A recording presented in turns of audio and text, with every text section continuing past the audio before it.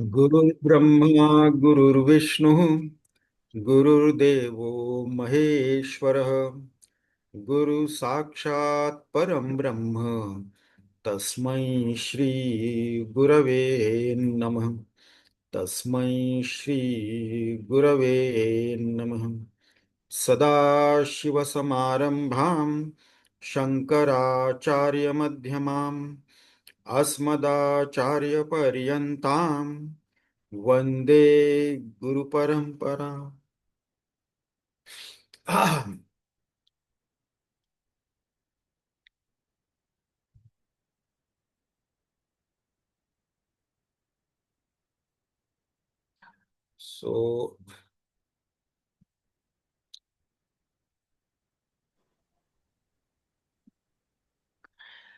So, in our last session, we were having question answer sessions on 22nd shloka. So, Vigrahendriya pranadhi tamah na aham ekasat tajjadam hi asat.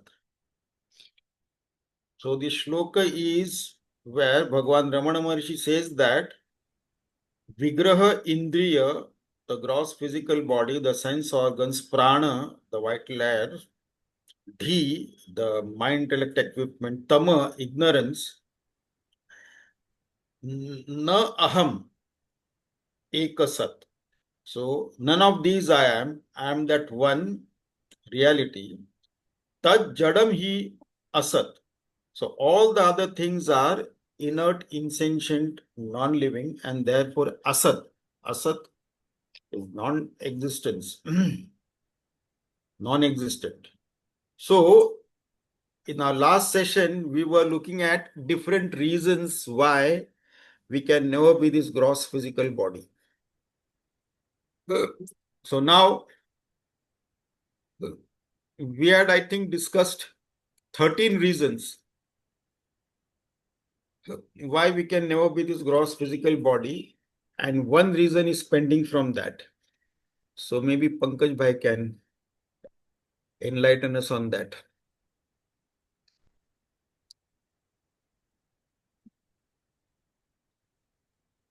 Swamiji, Yes. I already said last time What? that I have got a conviction that I am not this body. You are? I have got a conviction that I am not this body. Okay, so convince us also. Now the support for this conviction has disappeared. Disappeared. So you have to convince us also that I am also not this body and why I am not this body. But to give us reasons. Seer, seen and knower and known, they are sufficient, Swamiji. So there Isn't it? has to be a logical and rational, intellectual and scientific reasonings why we can never be this gross physical body. And we Swamiji, have seen 13 reasons in our last session. We saw 13 reasons why we cannot be this gross physical body. So now the subtlest of all reasons still remains. Shama was asking me today morning Yes. about the substratum and the illuminator. Then what did you say? But is it the 14th reason? So that is the 14th reason. So that is what we want to hear now. Okay, if that is the 14th reason, then illuminator and the substratum. Hmm. Tanisha, to express this in the words is a bit difficult. I know what is illuminator. As far Hmm. as as far as the pure consciousness is concerned, Hmm. it's both substratum Hmm. as well as the illuminator. Hmm. It illumines my inert body, mind, or say gross body and the subtle body. Hmm. And it's a substratum only Hmm. because on the, it gains the sentiency. My body, my gross body and subtle body gets sentiency from Hmm. the illuminator. Hmm. And it is the substratum, because without the substratum, Hmm. my gross body and the subtle body will not survive. Hmm. I can explain this much from it. So, can you give an example or something to The illustrate that? famous illustration is this wave ocean and the water. Hmm. Or as you have given us before, the torch and the Hmm. uh, sail in the torch. Hmm. Is it so, Swamiji? So, if you are using this example of wave, ocean, and the water, That I can explain, Swami. hmm, so the ocean is the substratum of the wave, as well Mm, as the water is the substratum of both the waves and the ocean. mm, yes. But can you come up with another reason? No, Swamiji. Anyone else? Yogi Bhai? Swamiji, I can Ah, I know I think I know the example, but I have not understood this thoroughly. The example may be sugar and the sweetness. sugar and The sweetness. sweetness. Okay. You cannot separate them. No, here we are talking about the substratum and the illuminator. There should Okay. be a better example. Maybe Yogi Bhai? Swamiji, I'm still learning.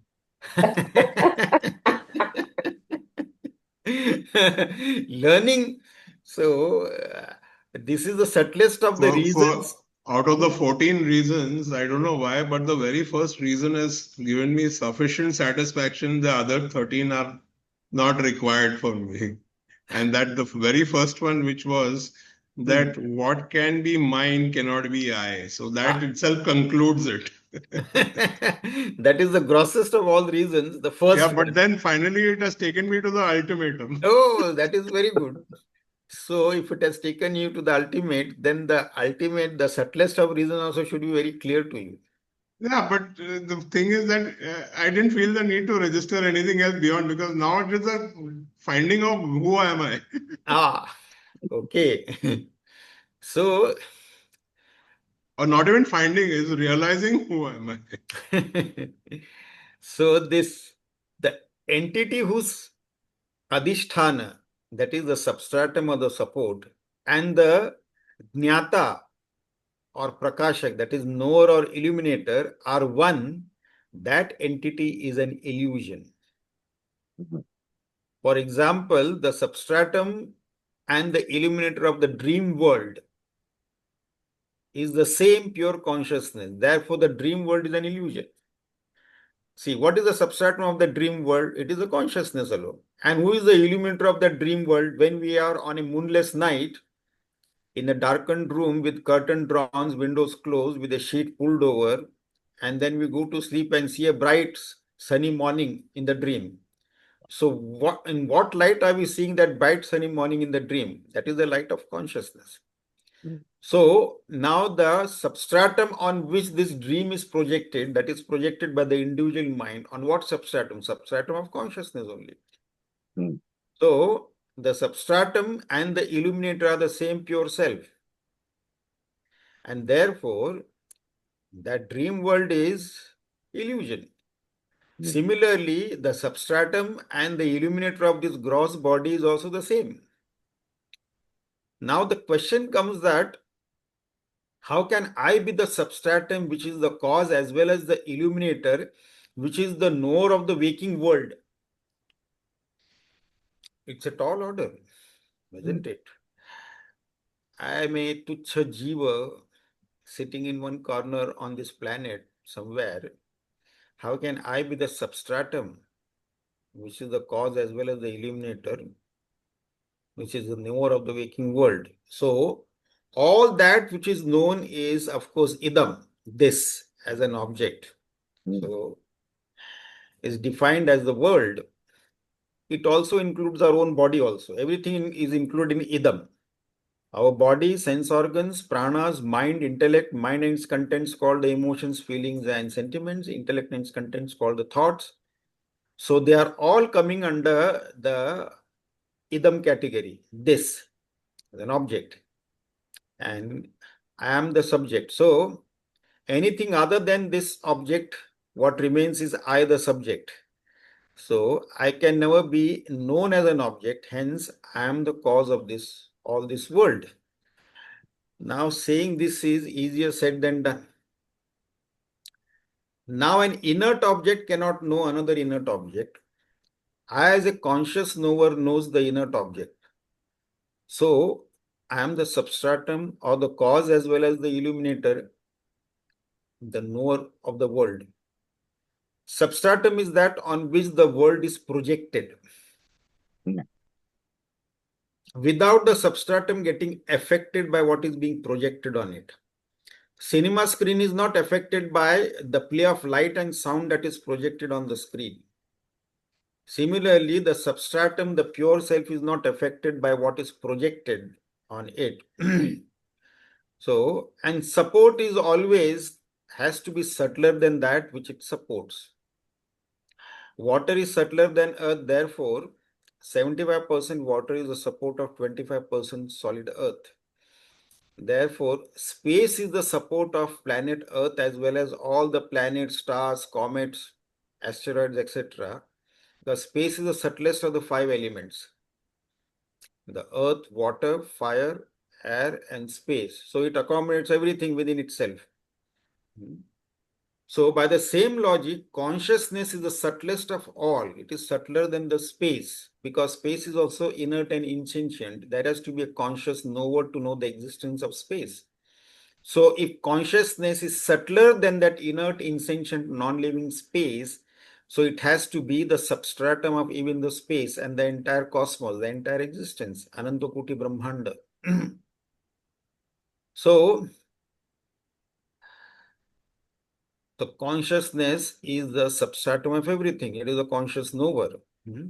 So this consciousness is the substratum of everything, including the 5 elements of which the entire creation is made up of, along with the body and the knower of everything, including the gross physical body. So how can this inert world manifest from consciousness? There is another question that will come up, a doubt. So the world is inert. How can it manifest from consciousness? They have got no relationship. Inert, insentient, and pure consciousness. There is no relationship between the two. From consciousness, only consciousness can come, not something inert and insentient. So then how can I be the cause of this inert world? So here we have to understand that I am not the cause of the world as the seed is the cause of the tree or the milk is the cause of the curd. But I, the self, am the cause of the world as the rope is the cause of the illusion of the snake or misapprehension of the snake. So not in actuality. The rope is the cause and the substratum of the illusory snake. Snake is not there in reality, but it appears to be there because of semi-darkness or whatever it is. So it is a superimposition on it. Similarly, I am the substratum on which the world seems to appear. It is known in the Shastras, in the scriptures, as something called as Vivartavada. Vivartavada is the world is only an appearance on the substratum of consciousness and there is no reality to it. Waves are only an appearance on the surface of water. It has no independent existence apart from water. Space is inside the pot, but all pervasive space is infinitely outside the pot also. So just because of a roof and 4 walls, we call a particular space as room space, or bedroom space, or living room space. But without the walls and the roof, then it is all pervading space. So similarly, consciousness is inside the body, but the subtler than the subtlest of all pervasive The all-pervasive consciousness is infinitely outside the body as well. So the body itself is in consciousness, like all the planets are in space, which is the subtlest of all the elements. Similarly, everything is in the substratum of consciousness, projected on the substratum of consciousness. The consciousness is also the illuminator of the body. So, as we have seen in the example of dream where both substratum and illuminator are one, that entity is an illusion. Therefore, since I am the conscious knower of the body and its substratum, this body is an illusion, and hence I cannot be this body. So, this entire creation is projected on the substratum of pure awareness, consciousness. Millions of waves manifest on the surface of the ocean. When the water identifies with one of the waves, all its problems start, including fear and anxiety of being in competition with other waves. And then the moment the wave realizes that its real nature is water, instantly all the limitations of being a wave disappears along with all the fears and anxiety. Now the dream world, we have taken that example. Dream world is the projection of an individual mind on the substratum of consciousness. So in the dream, we identify with one of the characters in the dream, and whatever that character experiences, it is as if we are experiencing, as if we are undergoing that. So if that character is undergoing a miserable experience, it's as if we are undergoing that miserable experience. We also become miserable. Both the dream world and the dream experiences are again illumined by the light of consciousness. But the moment we wake up, everything disappears. As long as we are a dreamer in the dream world, that dream world is as real to us as the waking world is real to us now. Only when we wake up, we call the dream as an illusion. We don't call the dream as an illusion when we are a dreamer in the dream world. A tiger is chasing us. We are desperately trying to escape it, running helter-skelter. We don't say that, oh, it's just a dream. I should not bother. I should just hang around. No, we'll be desperate to escape that tiger. The moment we wake up, oh, I was unnecessarily scared of that tiger. It was just an illusion. It was just a dream. And this waking world is also exactly like a dream. For a dreamer, the dream world is real. So also for the waker, the waking world is real. For the dreamer, the dream world becomes an illusion only when he awakens to the waking plane of consciousness. He becomes a waker. Then the dream world becomes an illusion. So for a waker, the waking world will become an illusion when he awakens to a higher dimension of consciousness. Then from that standpoint, then the waking world is never taken seriously, as the dream world is never taken seriously by the dreamer who has now become the waker. Similarly, the waker who has awakened to a higher dimension of consciousness, then he will never take this waking world also seriously. So, the waking plane of consciousness is also the projection of the total mind on the substratum of consciousness only. So, the waking world and its experience are also illuminated by the same light of consciousness like the dream world. It is no different than the dream world. An individual mind projected the dream world, the illusion called the dream world, and the total mind projected a bigger illusion called the waking world. Due to ignorance of our own real self, then if we get caught up in this, which is of the nature of eternal, infinite, pure, blissful awareness, we identify with the limited inert instruments called the body, mind, intellect, equipment, and suffer its limitations. So, as we have seen, water identified with a wave suffers its limitation. Dreamer identified with a dream character suffers the miseries of that dream character.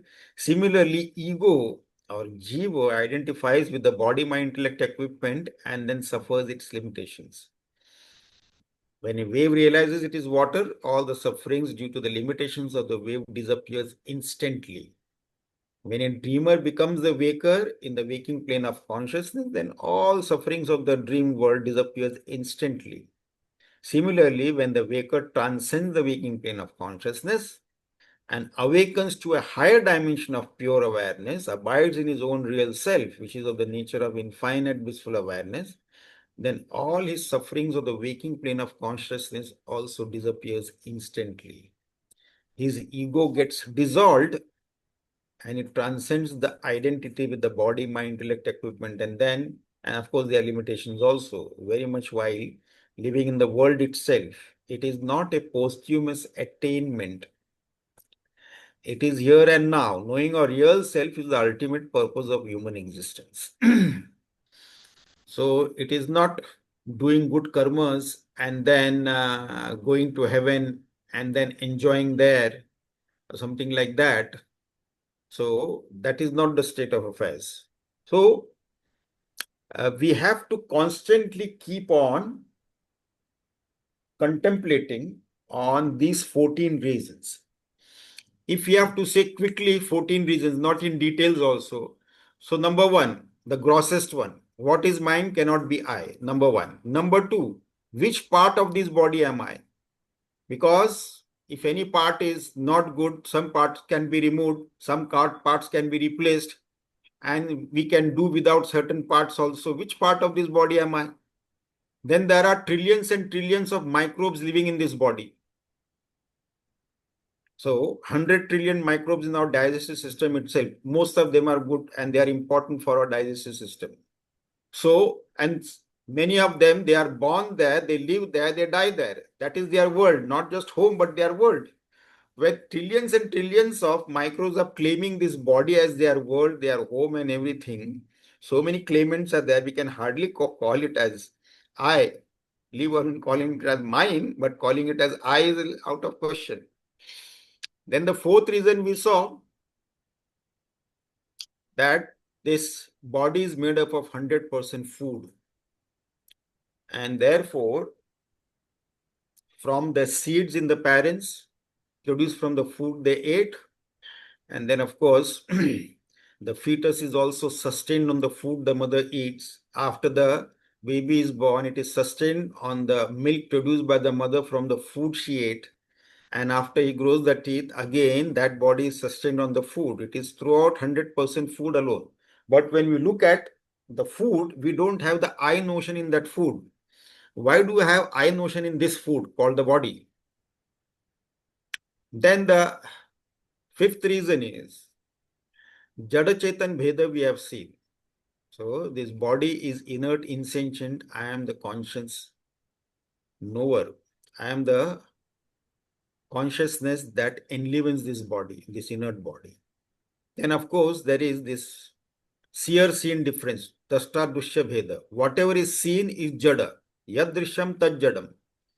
Yad Jadam Tad Alpam. Yad Alpam Tad Nashtam. So whatever is seen is inert, insentient, and whatever is insentient is finite, and whatever is finite is subject to destruction, perishable. So I cannot be this body. So this Jada Chetan Bheda is there. And then we have this something called as Swagata Bheda, internal. So many parts are there to the body. Heart is not lungs, is not liver, liver is not kidney, and so on. So many different parts are there. And so that's because of Swagata Veda. But there is only one consciousness that pervades to in and through every cell of this body. A small pinprick in any corner of this body is enough for us to know that there is a pinprick there. So that is one consciousness is pervading through every cell of this body. But our awareness is not limited to any one cell or so, because every moment 25 million, that is 2.45 crore cells die, and that many are born every moment. Because our consciousness is not limited to this individual cell, so therefore we are not aware of this birth and death that is taking place every moment in our body. Then of course we have seen that which has got Swagata Veda is subject to modification. It keeps on modifying. All our body keeps on modifying, and we are the knower of the modification. So I have to be other than these modifying parts. So we know over the years, now my eyes are not functioning. I need glasses to see. My ears are not functioning properly. I need some hearing aid to hear. My hair has grown white, but which was black, and so on. So we know this.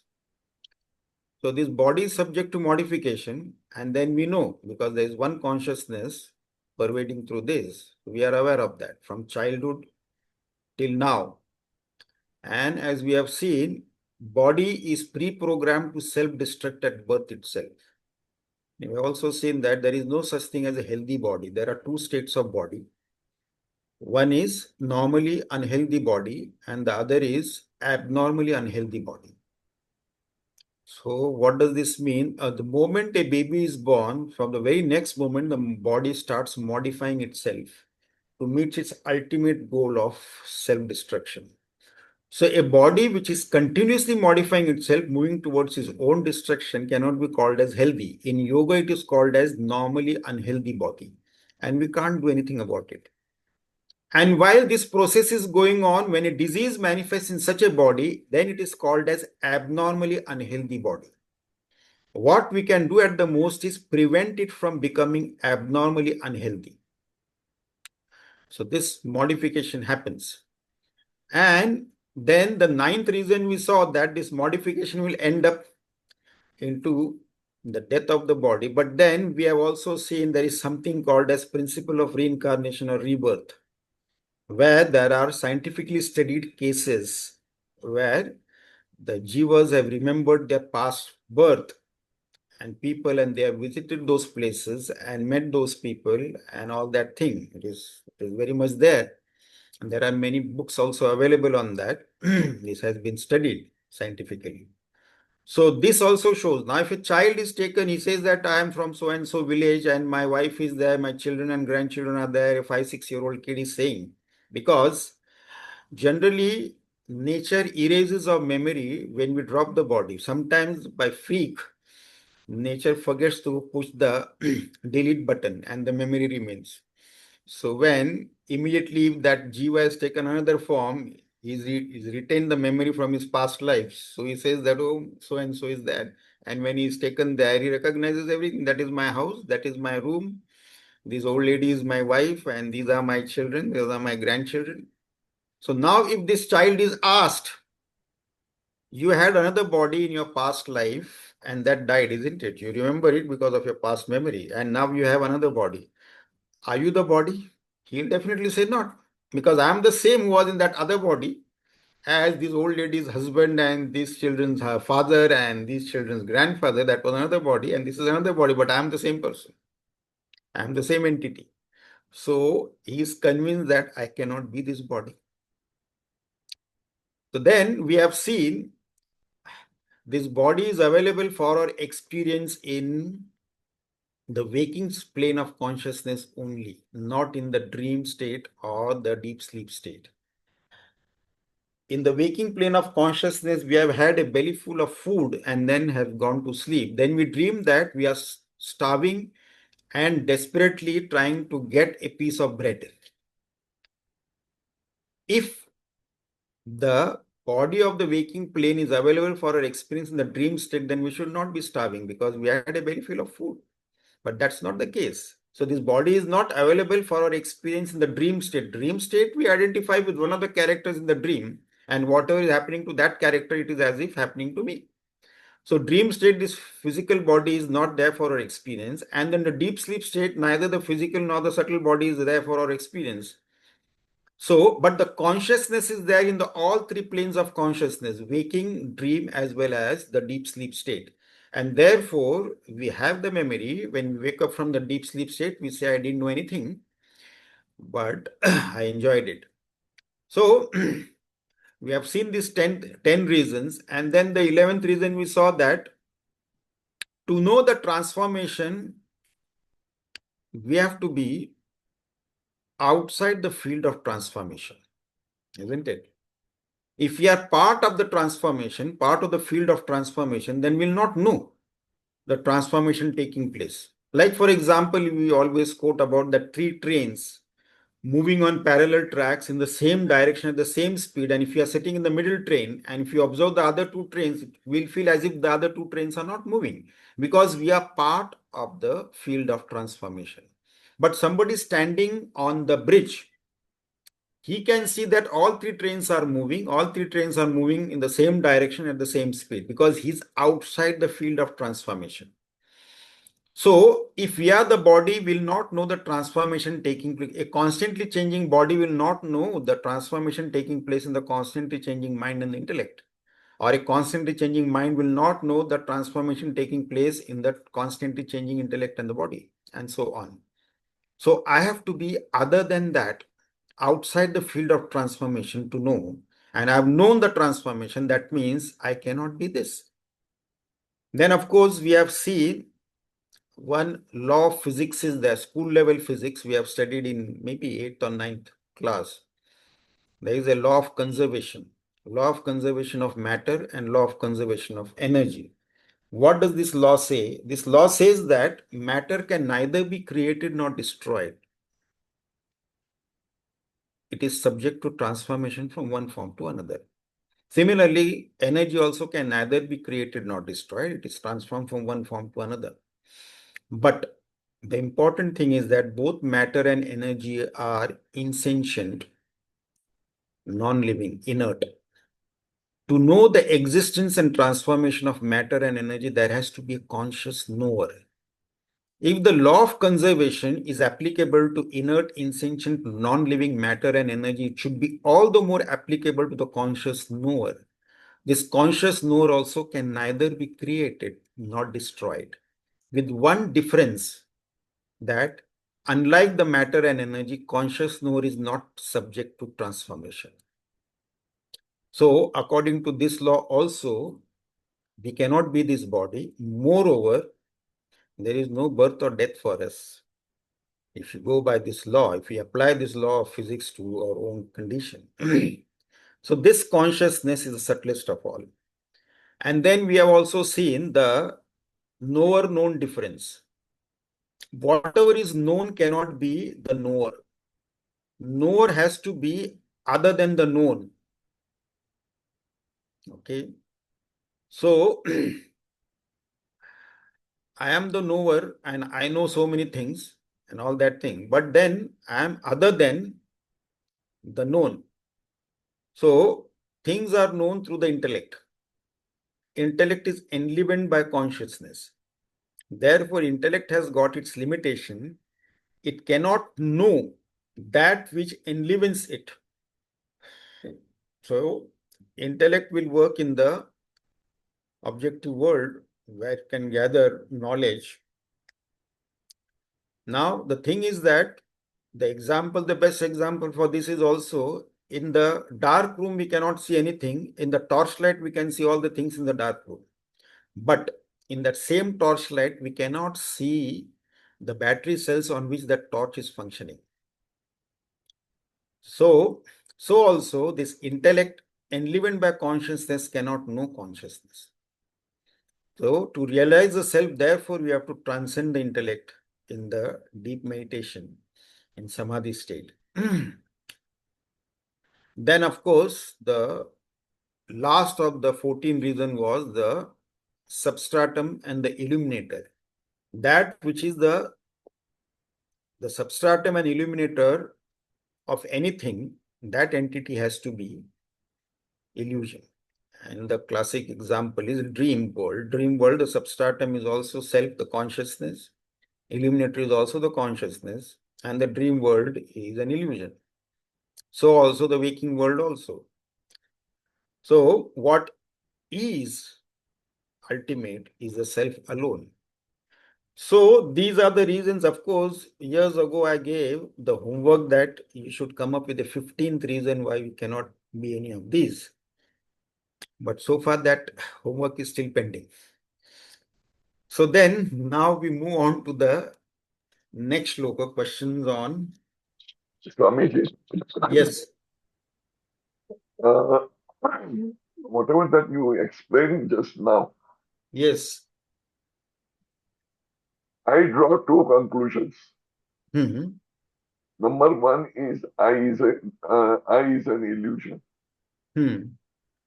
And number two, the counter is very serious and very deep, intensive. Hmm. Contemplation is required Yes. to discriminate Hmm. that waking state is nothing, the reality of the waking state is nothing more than a dream. Hmm. And for that, what is required is a real Sakshi Bhav for Yes. each and everything, Swamiji.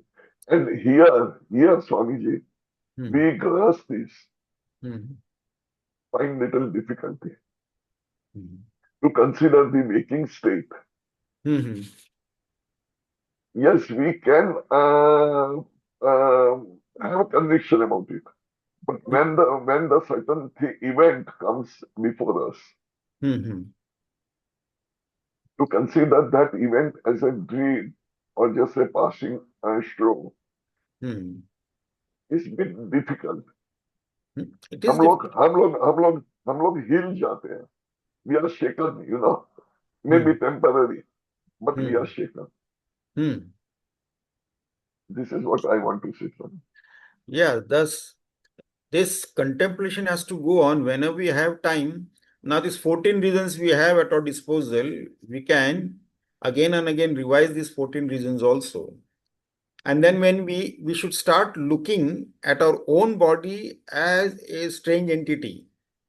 When you look at any body, forget about the dress or the skin or the flesh or the muscles or things like that. Just look at the skeleton and the internal organs and food and drink in different states of decomposition. Hmm. This physical body is an efficient machine to convert fragrant, delicious food into stinking filth. So have a Sakshi Bhava. In fact, spiritual path starts with being a Sakshi of everything.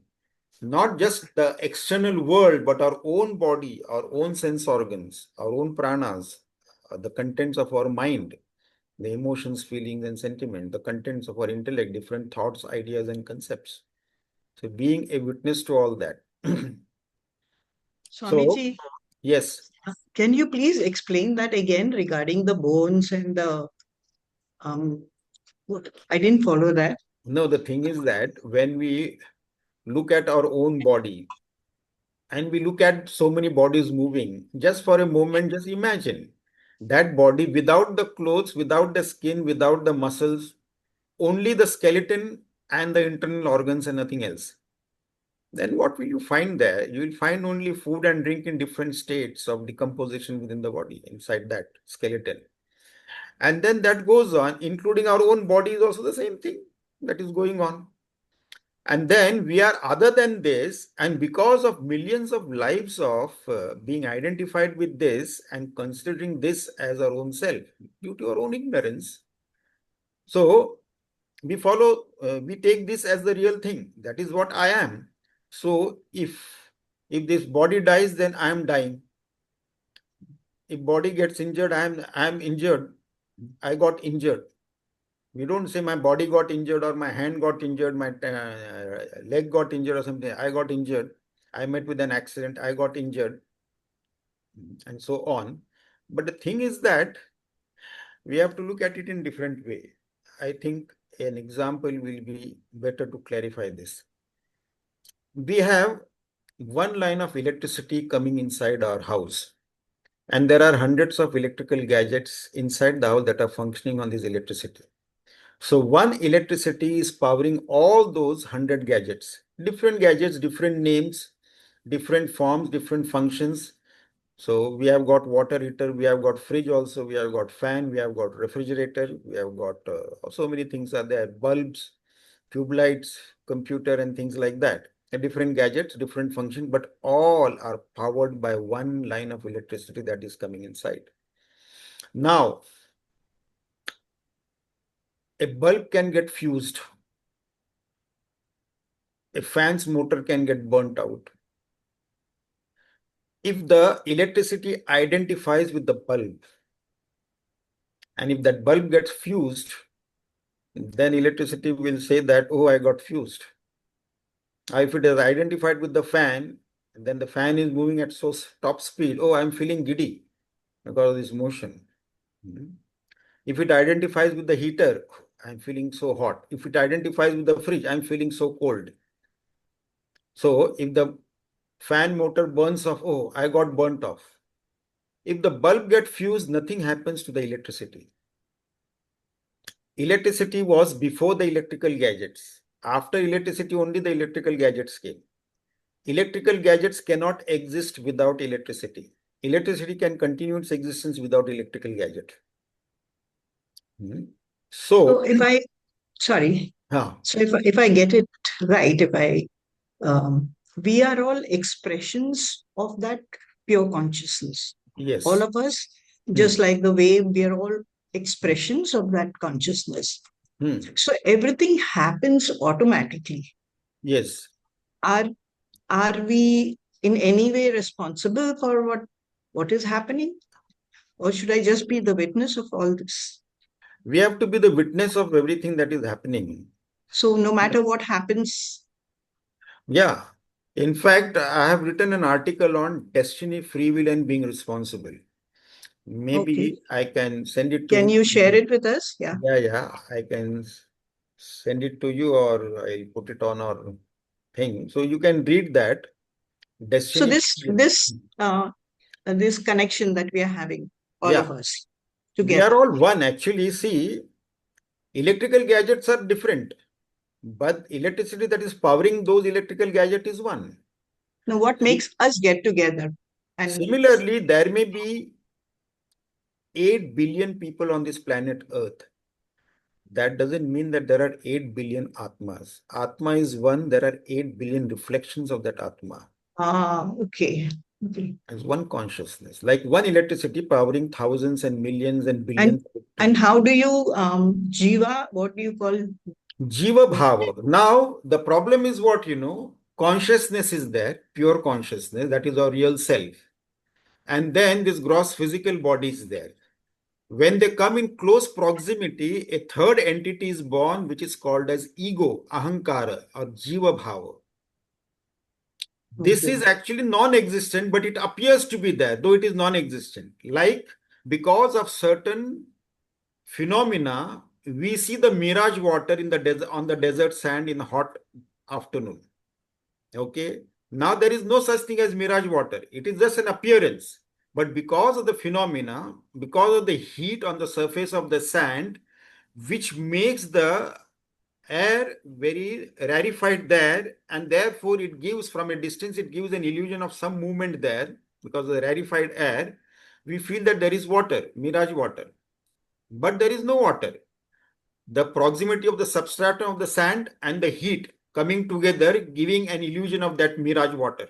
Similarly, the pure consciousness and this gross physical body, their close proximity makes this ego arise, so to say, and then it identifies with the body, mind, intellect, equipment and consider itself to be this. And because of our ignorance of ourself, we also get carried away by that. And then I'm sometimes happy, sometimes miserable, sometimes I've got aches and pains in my body, and so on. So, whatever is happening to the body, it is as if happening to me, or whatever is happening to the sense organs, or the mind, or the intellect, it is as if happening to me. Like the electricity complaining, oh, I got just fused. You didn't get fused, the bulb got fused. You are still there very much. And another bulb is put, it will also shine. And if the bulb is not there, it doesn't make any difference to your existence. So, our existence is beginningless and eternal, Anadi Ananta. And in modern science, if you take up the law of conservation, then that also will prove the same thing. If it is applicable to inert, insentient matter and energy, it should be all the more applicable to the conscious knower. So the conscious knower also cannot be created nor destroyed, and it is not subject to transformation also. Because if it was subject to transformation, it will never know the transformation taking place in other things in the external world as well as its own body, mind, and intellect. How it has changed over the years from childhood to teenage and youth and middle age and old age and so on. How the body has changed, how the sentiments have changed in the mind, the thoughts have changed in the intellect, and so on. So We will not know. So that is the unchanging factor against which the changes have been seen. If there are two or three constantly changing factors, none of them will know the changes taking place in the other entity because all of them are changing, transforming. So this is what it is. Subtler and subtler we go into our own pure self. When we withdraw our mind from the external world and the spiritual path, we begin on the spiritual path by being a witness first. Sakshi Bhava is the first step. First, we were carried away by everything. Now we just witness things, not only in the external world, but within our own self also. Our body also we are and witness. We are observing our body as if it is an entity other than I. So we are looking at our body that way. We are looking at our sense organs also. We are looking at our mind and its contents also as if it is another entity. It is not I. Our intellect and its content also as another entity, as an instruments available to us. Like we are sitting in the office, so we have got so many instruments through which we function. Computer is there, telephone is there, and photocopy machine is there. So many other things are there in the office. We use that. So also these instrument is at our disposal. We are using it like that. So Sakshi Bhava is the first thing. Once we start becoming a Sakshi, it will be easier to withdraw from the external world and go deeper into our own real self. The deeper we go, because ultimately we need to transcend our intellect. Intellect has got its own limitations. As we have seen, intellect is also product of ignorance. And therefore, intellect cannot know the self. Intellect So, can very well know what we are not. But what we are in reality, that intellect cannot know, because as the example of torch and cell is the battery cell, because intellect is also enlivened by that consciousness. So so intellect. who is this I that has to transcend all this? So it is the ignorant self only. Hmm. That which I call myself as ignorant, only that ignorant person has to transcend, the one who has not realized who the self is, who the real self is. The ego, the jiva bhava. There is actually, this is what it is. And in a flash, we'll know that the reality is always there. It has not, even now also, in our ignorance also, we are nothing less than Nitya Shuddha Buddha Mukta Parabrahma Paramatma Swarupa only. Nothing less than that. But because of our ignorance of ourself, we have considered ourselves to be something else. This form we consider as I, a name is given to that form, and we respond to that name, and so on, it goes on. But we are that pure self. It doesn't come from anywhere. Here also it is Nitya Prapta. It is always available. But because of our own ignorance, we have fallen into this thing, this relative existence. Otherwise, it need not be. And when we realize it, and then, Yeah, thank you, sir. yeah, and when we realize it, then we realize that, oh, it was so simple. Why was I breaking my head? That is why in Taittiriya Upanishad, it comes, the seeker who has approached the Guru, how does the Guru know that he has realized it? The Guru hears his disciple laughing. Not once or twice, but three times he laughs. So first time he laughs when he realizes self and he is in that infinite blissful self. He abides in that, and because of that infinite bliss, he laughs out. First time he laughs. Second time he laughs because he thinks that it was so simple and why was I struggling? And then again he laughs. And then again, third time he laughs, thinking that in my ignorance, what stupid thing I was doing in this world for many lives together. So third time he laughs. So in Taittiriya Upanishad comes ha hu ha ahamannam ahamannam ahamannam hamannado hamannada. So it goes on like that, and then the teacher knows that he has realized it. Now he will not come back. Yad gatva na nivartante tadhama paramam bhava. Where once one goes and there is no return, that is the ultimate abode. So actually, it is not somewhere yonder, it is here and now. We don't have to go somewhere. Oh, we have to go somewhere yonder. Tadhama paramam bhava. It is here and now. Yeah, right. Right. Swamiji, Yes. on a lighter note Hmm. of whatever you have just explained, Hmm. I think so. My strong conviction on the very first principle that what is mine cannot be I Ah, feels like the aeroplane has taken off and the runway of the balance 13 are not required. the rocket has left the earth. Because it's so simple, the grossest reason. Whatever is mine cannot be I. In physical world also we see my house. I cannot be the house. My car, I cannot be the car. My computer, I cannot be the computer. My dress, I cannot be the dress. And similarly, we address our body also the same thing. I don't see I the leg is paining. I don't say. I say my leg is paining. My stomach is upset. My eyesight is failing. My mind is depressed. My intellect is not working. All these instruments also we call as mine only, not I.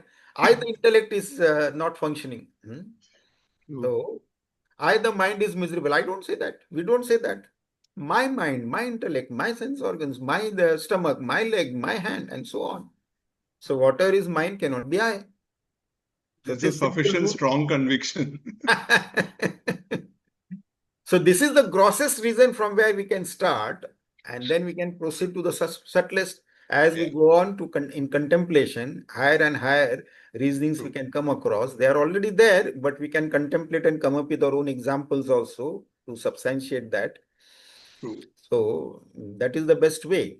So Yeah, slowly, when we have this Sakshi Bhava, then Sakshi Bhava, the withdrawal from the world becomes easier, and more we are then become Antarmukhi true. within. Then within there is no distraction. External world only the distraction is there. Within there is no distraction. Then only there is one path. Actually, you see, Maya has done the double work. Maya has got two jobs. One is veiling, the other is projecting. Shalom. Huh. Projection. Huh. So Avarana and Vikshepa. Avarana is veiling the truth. Of course, Maya can never veil the truth which is infinite. But in a matter of saying, it is veiling the truth from us. Like cloud doesn't hide the sun. It comes across our eyes, therefore we can't see the sun. It appears so. So we see the cloud also in the sunlight only. So, but we say that, oh, the cloud has covered the sun. No. So similarly, Maya has got this avarana, veiled the truth from us, and then projected the untruth, the unreal, in such a beautiful way, such an attractive way, that it takes millions of lives to withdraw from that unreal, attractive unreal, and then become inward, turn inwards. It takes long time. So that is the, had not the Maya projected the world, the Vikshepa, then it would have been very easy because we had no distraction, then just turn inwards and there you are. True. But because of this external distraction, take the objectification, that is the projection, the attractive projections of this world, that takes millions of lives to withdraw from. By the time we realize that there is actually not an iota of joy, pleasure, or happiness in the external world, millions of lives have already passed. By the time we have this viveka, discrimination, and realize that there is no such thing. Everything appears to give a few seconds, a few minutes, or an hour or two of some kind of joy, pleasure, or happiness or euphoria, and after that it fades away. Then we are back to square one. Either miserable, or if not miserable, at least bored. Oh, I'm bored. Then we seek some excitement somewhere. Oh, we'll go here, we'll go there, or we'll see something, and something like that. True. So there is not an iota of joy, pleasure, or happiness in the external world. Even if we feel that no, when I enjoy the objects of this world, some kind of joy I do get, even though it may be momentary. Where is it coming from? It is not coming from the object. True. When you acquire an object, the desire for that object disappears, and the mind temporarily becomes desireless. That desireless state of mind is the cause of our happiness, not the possession of that object. Very true. So, Swamiji, yes. today is supposed to be a question answer session. You were the examiner and we were supposed to give answer. Today, today we have questioned you and you have become like this. You are answering like a student. So, but then It is good because in Vedanta it is always Guru Shishya Samvada. It is a dialogue. All the knowledge was imparted through dialogue only in Vedic Parampara. Even most of the Upanishads also, you see, it is the address of the Rishi to whom the revelation came. He is imparting that. The question answer session is there. The disciple is asking something and the Rishi is answering to that. So it is a Guru Shishya Samvad only. We have seen in so many Upanishads also. Yes, yes, Swami. So that is the beauty of Sanatan Dharma. In certain other religions, you are not supposed to ask any questions. Hmm. Just whatever is told to you, just accept it blindly. That is it. Don't ask questions. But that is not in Sanatan Dharma. In Sanatan Dharma, everything has to be questioned. Lord Buddha himself has said, don't accept anything because it has come in some sacred books, your scriptures, or because some great saint, sage, or master has said it. And he also said that don't accept even if I have said something. Whatever is written in the books, whatever you have heard from great saints, sages, and masters, and all that thing, after listening to that, you yourself reflect over it, contemplate over it, meditate over it, and then realize your own truth. So, in our scriptures, our Sanatan Dharma, Shraddha is not blind. We keep faith on something, Shraddha on something which we do not know now, so that eventually we'll know it. Once we know it, it is not a matter of Shraddha, then it is my knowledge.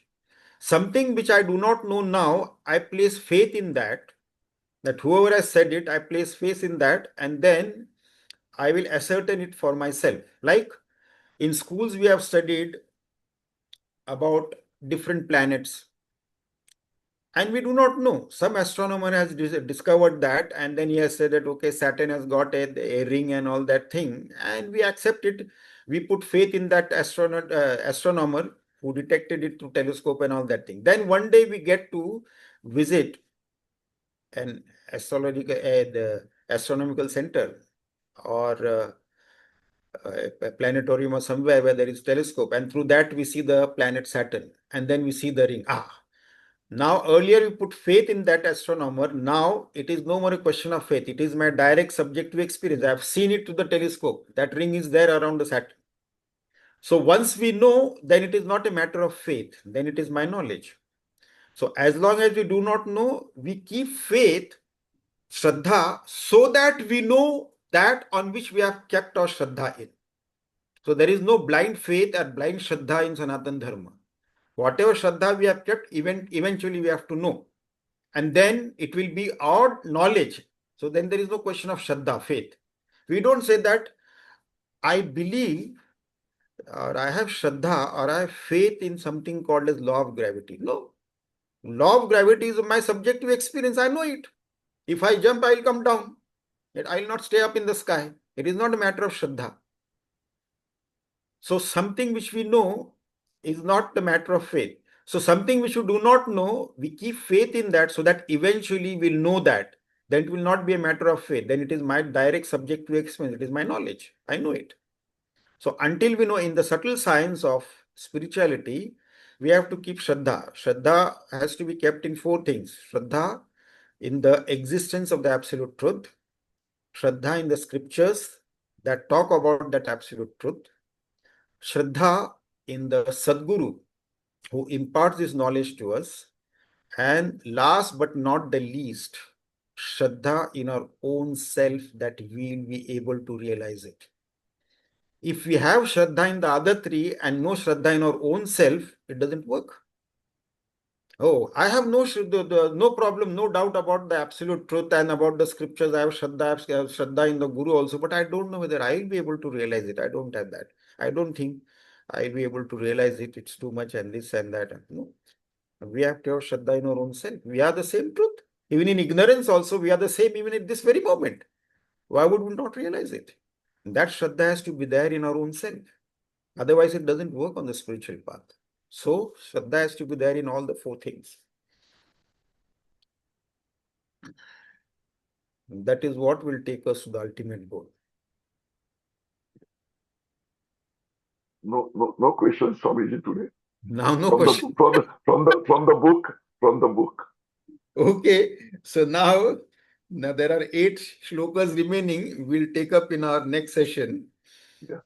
But The today was Swamiji. It was a brilliant session. Brilliant session, I must say. Yeah, it is again, we are revising it. We are going Yeah. again and again, again and again. You have to keep going through that because of millions of lives we have gone astray.